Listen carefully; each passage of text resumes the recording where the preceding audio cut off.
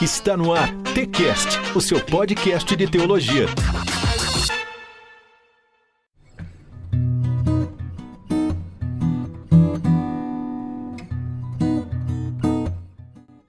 Muito bem, estamos iniciando mais um Teologicamente, o seu podcast de teologia. Você está ouvindo o episódio de número 18, eu sou o John, e nesse episódio iremos bater um papo sobre poesia e, por que não, sobre poesia cristã. E a convidada especial de hoje é a Priscila Rocha Chaves, mais conhecida como Pri de Luz. Ela é da cidade de Luz, em Minas Gerais. Ela é formada no Seminário Teológico Carisma e fez complementação em Teologia Superior pela FATEMIG, que é a Faculdade Teológica de Minas Gerais, e tem diversos livros publicados. Seja muito bem-vinda, Priscila. Tudo bem com você? Olá, John e os ouvintes desse podcast. É um prazer para mim estar aqui nessa entrevista.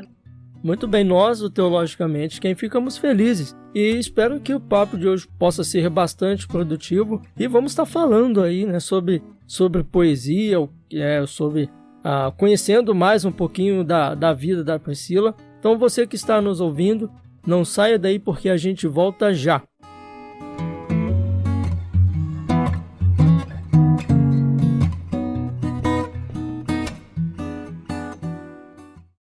O podcast é uma mídia que cresce a cada dia e nós do Teologicamente não ficamos de fora dessa. Você pode nos encontrar nas principais plataformas de streaming. Lá você encontrará temas bíblicos variados, entrevistas e o devocional reformado Aprendendo com o Texto. Fique ligado, episódios mensais e semanais. Inscreva-se já na sua plataforma de podcast favorita. A gente se vê por lá.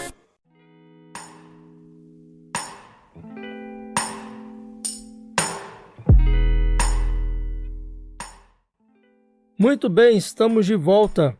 E como eu disse, a nossa convidada especial de hoje é a Priscila Rocha Chaves. Priscila, fala pra gente qual é a diferença entre poema e poesia. A diferença entre poema e poesia é que o poema consiste em um tipo de texto literário, estruturado em versos, estrofes. E esse tipo de escrita revela os sentimentos, pensamentos e opiniões do escritor, podendo ou não conter alto teor emotivo. Um poema pode conter rimas, métricas, símbolos, metáforas, vários recursos da língua portuguesa. Já a poesia é classificada como texto lírico, e ela é uma manifestação da própria arte, valorizando o despertar dos sentimentos. A poesia refere-se à essência, enquanto o poema refere-se à forma. A poesia é algo imaterial, transcendente e abstrato, sendo possível enxergar poesia além da escrita, como em fotografias, paisagens, amizade, romance. Já o poema é algo concreto. A forma escrita poderá ou não conter a poesia, que é a beleza e a transcendência dos sentimentos. Nem todo poema tem poesia. A poesia quase sempre não é poema. Os salmos de Davi, Asaf, Moisés, dos filhos de Corá são textos poéticos, cheios de poesia e não são poemas. Ficou clara a diferença ou um pouco confusa? Olha, de todo o coração. Para mim, poema e poesia era tudo a mesma coisa. Na verdade, o poema é aquele texto que tem estrofes, versos, rimas. Poema é texto. A poesia é a expressão do sentimento. Poesia é arte. Uma fotografia pode ser poesia, um romance pode ser poesia, uma canção pode ser poesia, porque a poesia é a essência. É a expressão do sentimento. Já o poema, ele é um texto literário e tem a ver com a forma. É porque, assim, quando a gente ouve falar poema e poesia, geralmente a gente liga as duas à mesma coisa. Mas como você está falando, vamos ver se eu consigo entender bem. O poema é algo mais concreto. A poesia não, já é algo mais assim, mais abstrato. Isso. O poema é o texto literário que tem estrofes, versos e rimas. É um tipo de texto. Sim. Existem muitos textos poéticos que não são poemas. Por exemplo, Max Lucado é um autor cristão muito conhecido que escreve poeticamente, mas ele não escreve poemas. Sim. Os textos de Max Lucado têm beleza. Os salmos de Davi, Asaf, Moisés, dos filhos de Corá, todos os salmos não são poemas, são textos poéticos. Os textos poéticos contêm poesia, porque a poesia tem a ver com a beleza. A beleza que pode estar em um texto, pode estar em uma poesia, pode estar em uma canção. O poema não. O poema é um tipo de texto literário estruturado em estrofes, versos e que contém rimas. Você vê nos salmos da Bíblia estrofes, versos, rimas? Não vê. Então, os salmos não são poemas. Os textos que eu escrevo são poemas. Eles têm estrofes, versos, rimas. Ficou mais clara a diferença ou ainda está confuso?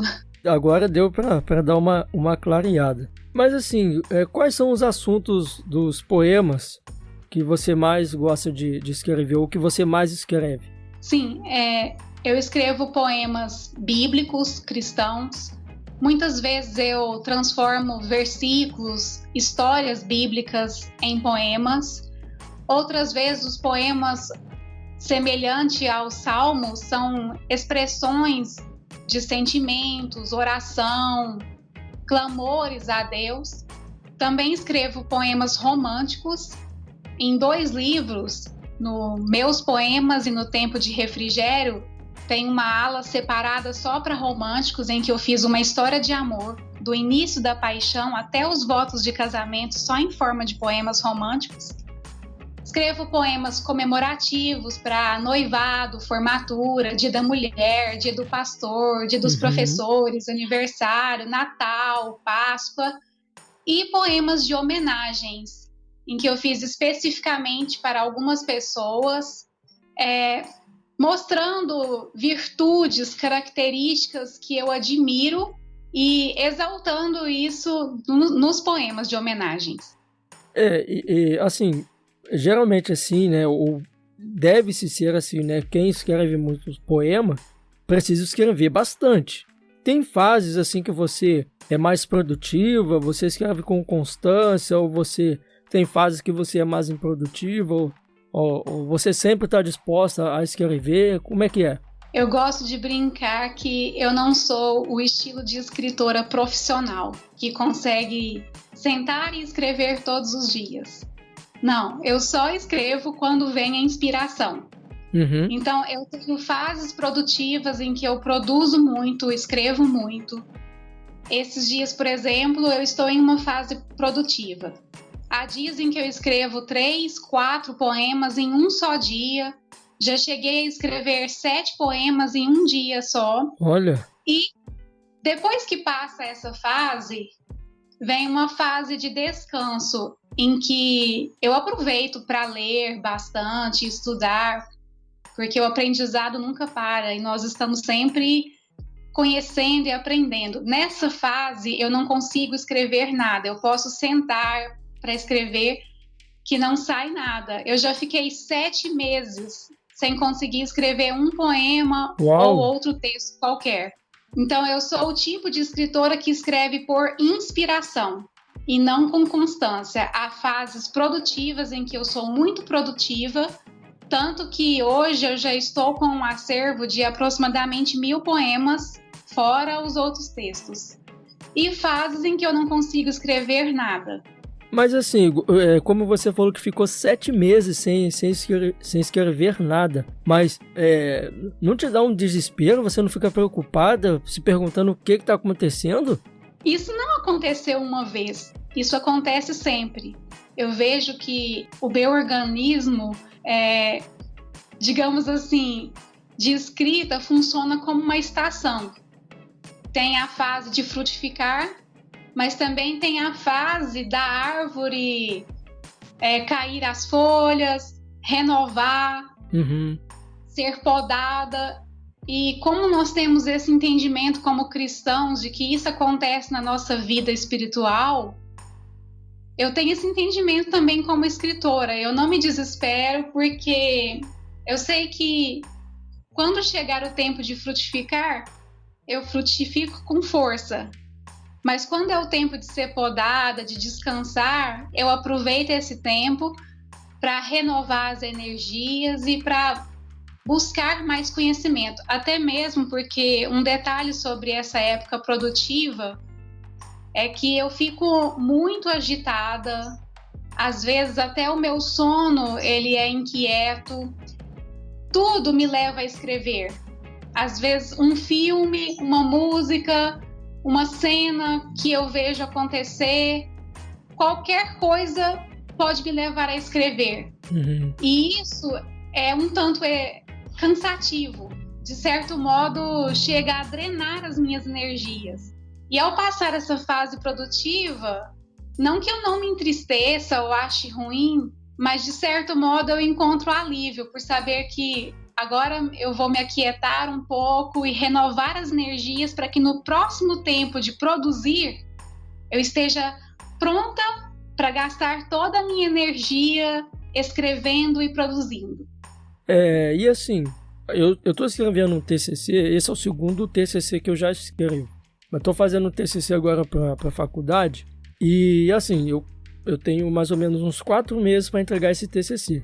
Mas eu sempre pego uma semana, começo a digitar, vou lendo alguns livros e começa a vir novas ideias, novos pensamentos. Mas às vezes aquilo que eu já escrevi no início, eu falo, opa, eu vou tirar isso daqui e vou colocar outra coisa. Com seus poemas, acontece a mesma coisa? Ou vai direto assim, você não muda nada? É aquele que foi no início ou tem uma mudança? Eu nunca mudei nada. Sério? Eu conheço amigas poetisas que às vezes demoram uma semana ou um mês para escrever um poema, começam a digitar, de repente param, 2 dias depois pegam novamente daquele poema. Não. Todos os meus textos, quando eles vêm como um vulcão em erupção, vêm com muita força e é de uma vez. Quando eu escrevo um poema, eu escrevo ele do início ao fim e depois eu não mudo ele. O que pode acontecer de algum tempo depois eu reler o poema e perceber alguns erros de grafia, de concordância que eu não tinha percebido ao escrevê-lo inicialmente, porque o nosso cérebro funciona de uma maneira estranha, né? Parece que nós lemos não aquilo que nós escrevemos, mas aquilo que nós temos em mente. E muitas vezes eu reli textos assim que eu acabei de escrever e não enxerguei os erros. Tempos depois eu reli o texto e me perguntei como eu não enxerguei esse erro absurdo. Mas acontece. Canta obrigado. Meu coração canta obrigado pela certeza do teu cuidado. Ó Pai querido, em quem me abrigo e encontro segurança, não importa a circunstância. Eu sei que você é conhecido como a poetisa, mas você escreve outros estilos de texto? Eu escrevo reflexões, crônicas e devocional. Eu tenho vários livros publicados e há livros só de reflexões e crônicas, livros de poemas e há o devocional com uma mensagem para cada dia do ano também. Um detalhe interessante sobre esse devocional é que ele é diferente do estilo que as pessoas estão acostumadas. O nome dele é Em Essência, porque eu transformei 366 sermões que Deus me deu ao longo dos anos em um parágrafo. Se você fosse resumir o sermão em um parágrafo, o que seria a essência? E esse devocional é assim, de 1º de janeiro a 31 de dezembro, ele tem só uma pequena frase, uma pequena mensagem com a essência de uma mensagem maior. Você pode ler ao acordar ou antes de dormir e ficar meditando nessa mensagem. E cada dia de Em Essência pode ser transformado em um sermão. Existe algum estilo de texto que você gosta de ler, mas mesmo assim você não consegue escrevê-lo de alguma forma?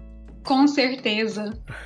Eu amo histórias, biografias, ficção, em seus vários estilos. Drama, suspense, romance, aventuras, fantasia. Mas eu não consigo escrever histórias.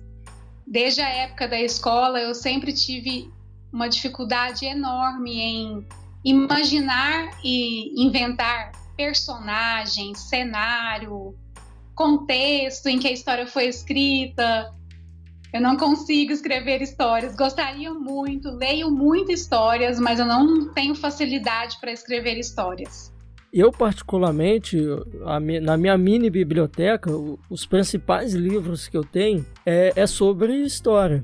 História da igreja, história medieval, eu particularmente gosto muito. Tem um em particular que eu leio ele bastante, é o Livro dos Mártires, do autor John Foxe. Eu gosto muito Eu amo esse livro. Ele é demais. Mas assim, quais são os seus autores e seus livros favoritos? Os meus autores favoritos são de ficção cristã ou de ensino, e em sua maioria são estrangeiros.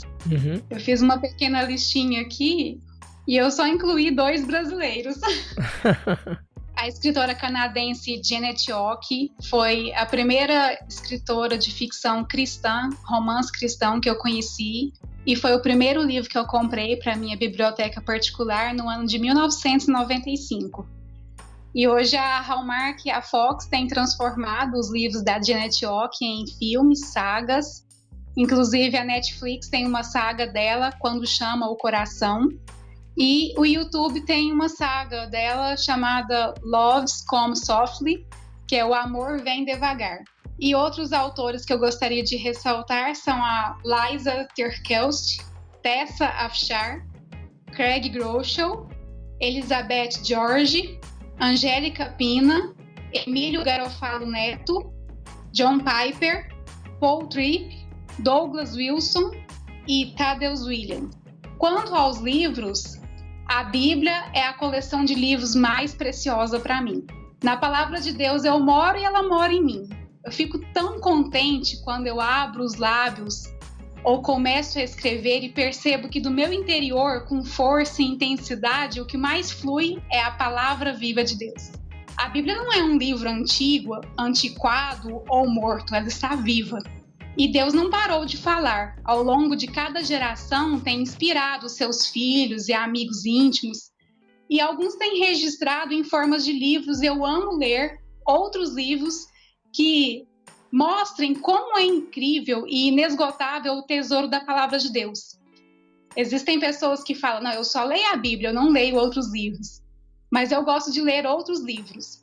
E eu não tenho favoritos no sentido de manter uma lista fixa, porque cada vez que eu leio livros novos, outros livros entram para os meus favoritos. Então eu quero ressaltar aqui 6 livros que eu li nos últimos anos e que hoje são os meus top 6. Não Era Para Ser Assim, da Liza Terkelst, As Boas Novas em Ruth, do Emílio Garofalo Neto, Siga-me, do David Platt, O Enigma de Jó, do Marcelo Aguiar, Deus, o Grande Tecelão, do Ravi Zacharias, e A Adoção, do Russell D. Moore. Muito bem.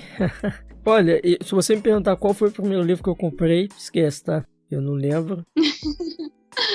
Eu não me lembro qual foi o primeiro livro que eu li, porque eu comecei a ler logo que eu aprendi a ler. Na adolescência, eu li muitos livros e eu não me lembro dos títulos dele. Esse primeiro livro que eu mencionei aqui foi quando eu comecei a montar a minha biblioteca particular.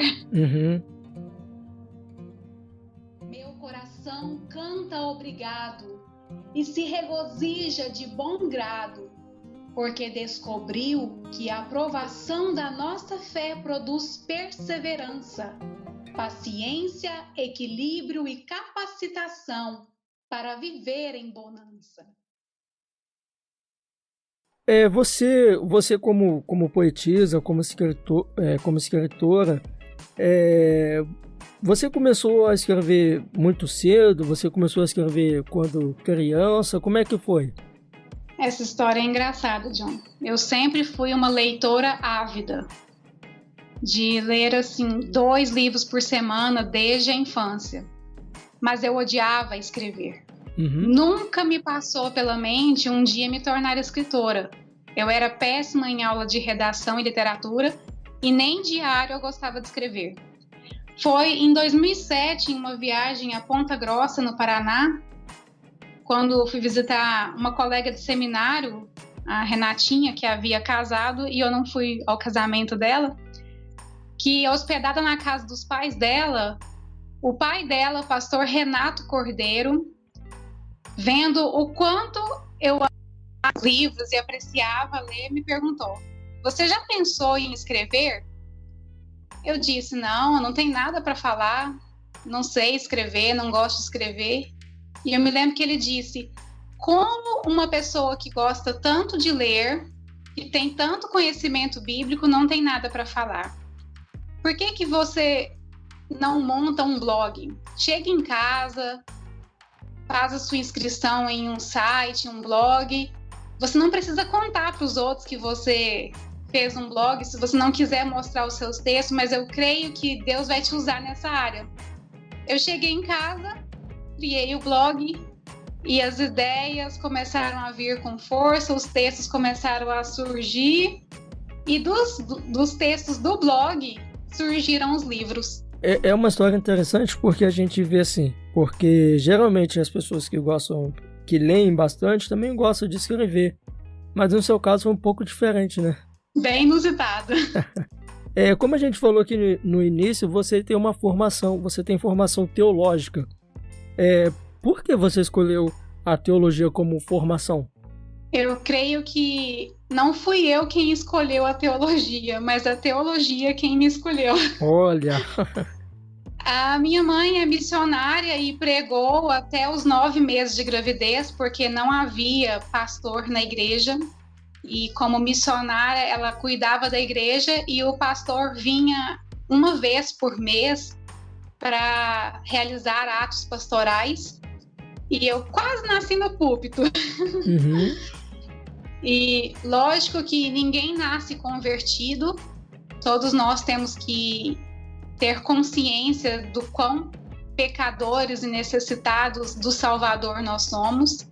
Mas eu tive o privilégio de, desde o ventre, começar a conhecer a Deus, porque os meus pais me ensinaram a palavra de Deus desde criança e não houve uma época em que eu andei longe dos caminhos do Senhor, num sentido de me desviar dos caminhos de Deus e tudo mais.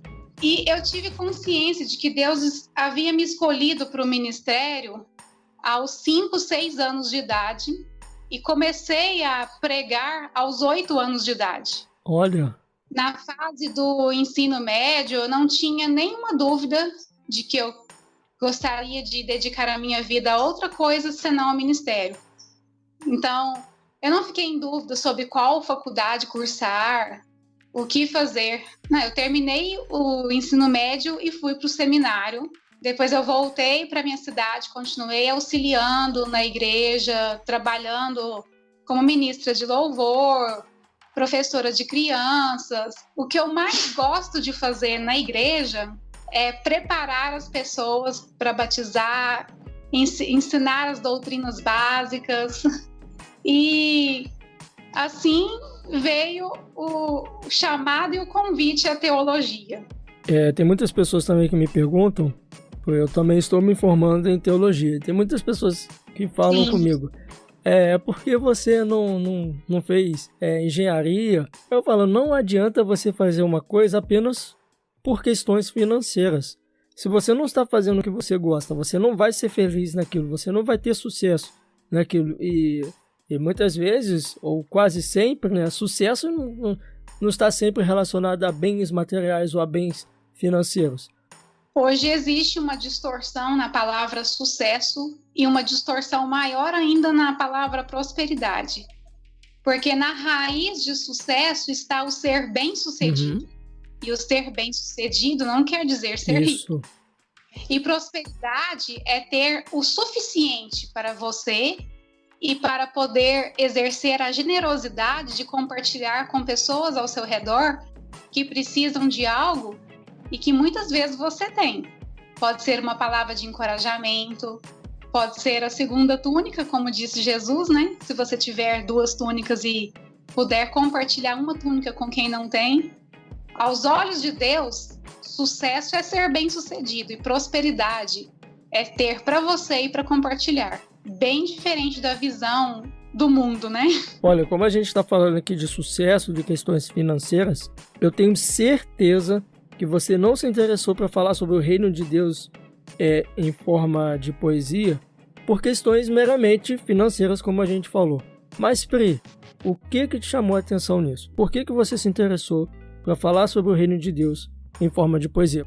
John, eu creio que todos nós temos um encargo na vida. Deus, ele nos fez com um propósito. Toda pessoa que cria algo o faz com um sentido, com um propósito. E o Criador não nos fez por acaso. Porque Deus daria dons diferentes e criaria pessoas diferentes com personalidades diferentes, forças e fraquezas tão distintas. E a poesia, o poema na minha vida, além de ser um dom, um talento que Deus confiou a mim, ele é um encargo e uma missão. E eu sei que um dia eu prestarei contas, mordomia, desse dom que Deus me confiou. A Bíblia diz que quer nós comamos ou bebamos, tudo que nós fizermos deve ser para a glória de Deus. Se Deus confiou a mim a facilidade em poetizar, eu quero usar essa facilidade para proclamar a glória de Deus, para levar uma mensagem que transforme as vidas. Senão, que sentido teria Deus ter me dado esse dom? Amém. Que Deus possa continuar te abençoando cada dia mais nesse seu ministério, Pri. Amém. Meu coração canta obrigado, pois tem sido em teu amor curado. Ó Pai Celeste, que de graça nos reveste e nos ensina a viver em plenitude, enquanto alcançamos a quietude. Meu coração canta obrigado e reconhece que é amado, quando em ti se satisfaz, quando tudo mais se desfaz e continua a declarar: obrigada por me cuidar. Fundada em 2018, o Instituto Aletheia busca promover o encontro entre a razão e a crença, reavivando o sentimento cristão já perdido no mundo moderno, trazendo obras inéditas, raras e de valor inestimável para o Brasil. No site do Instituto Aletheia, você encontra livros e camisas com preços acessíveis. Temos diversos artigos disponíveis de graça para o seu conhecimento. Então você pode ter acesso agora ao catálogo da loja virtual através do site institutoaletheia.com. Vale lembrar que Aletheia é com TH, ou se você preferir, o link vai estar disponível aqui nesse podcast. Ou então, existe aqui um botão azul escrito clique aqui e você vai direto para o site do Instituto Aletheia. Instituto Aletheia, tudo o que fazemos visa edificar, ensinar e inspirar, muito além de ser um mero centro pedagógico. O Instituto Aletheia quer formar uma comunidade.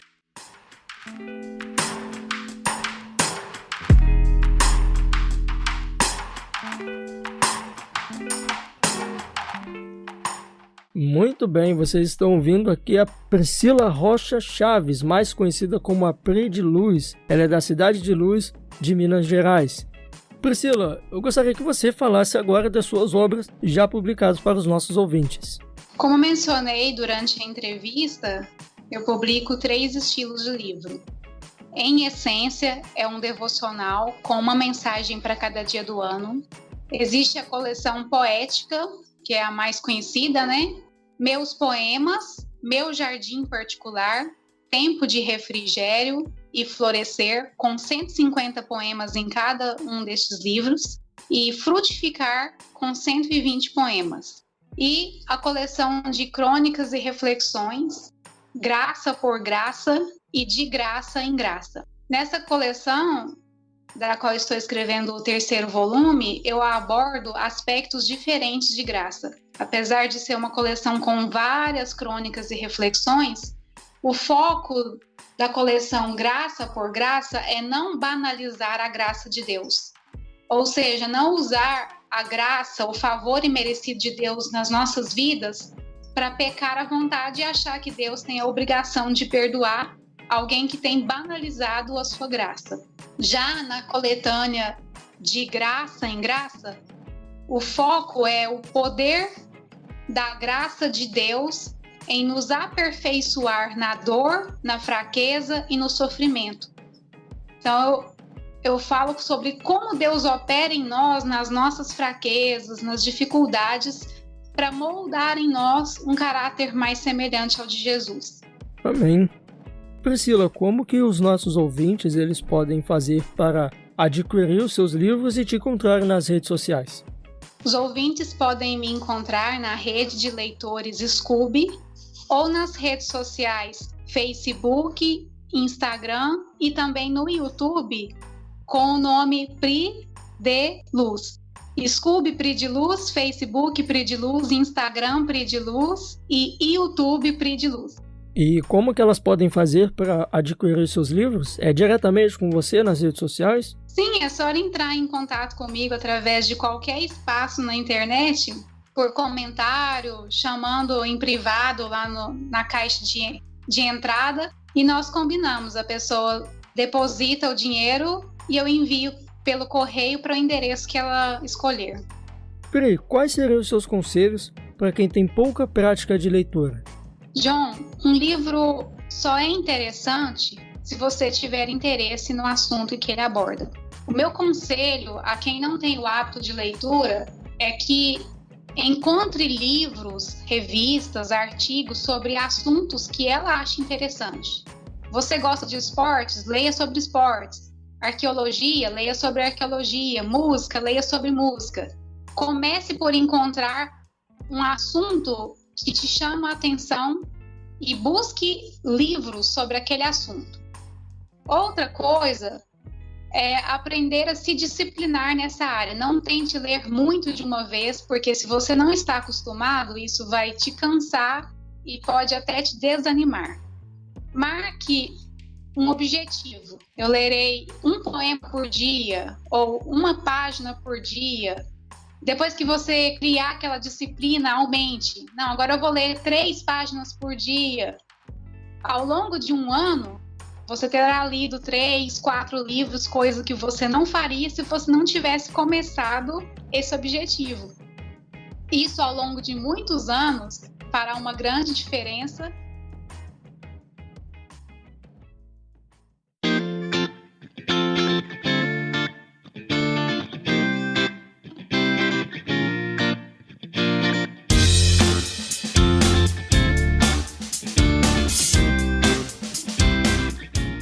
É isso aí, vocês ouviram a Priscila Rocha Chaves, mais conhecida como a Pri de Luz. Vocês acabaram de ouvir o conselho dela. Então vamos colocar em prática esse conselho. Nós já chegamos ao final desse episódio, desse podcast, mas eu quero falar para você também que talvez tenha nos escutado, mas ainda não nos seguiu nas plataformas de podcast. Eu não sei qual é a plataforma que você está nos ouvindo. Nós estamos espalhados aí por cerca de 10 plataformas, mas eu não sei qual é a sua favorita, mas seja por onde quer que você esteja nos ouvindo, se inscreva, porque isso é muito importante, porque toda vez que sair um episódio, você vai ser alertado que saiu um novo episódio. Você vai nos encontrar nas plataformas de podcast como Tcast. Tcast, esse T é o resumo de teologicamente, para não ficar muito grande, para que fique mais fácil para que você possa nos encontrar. Se inscreva na sua plataforma preferida, porque toda vez que sair um episódio, você vai ser avisado que saiu um episódio. Nós estamos também no Facebook, no Instagram, como Teologicamente Oficial. Eu quero agradecer mais uma vez a Priscila pela sua participação nesse episódio. Muito obrigado, foi um prazer te conhecer, Priscila. Espero que você possa voltar aqui mais vezes para estar falando conosco, falando sobre os seus poemas, contando sobre a sua história de vida. E eu quero agradecer também a você que nos ouviu até o final. Muito obrigado pela sua participação e fique ligado porque vem mais novidades por aí. Estamos juntos, um grande abraço, até a próxima, que Deus te abençoe.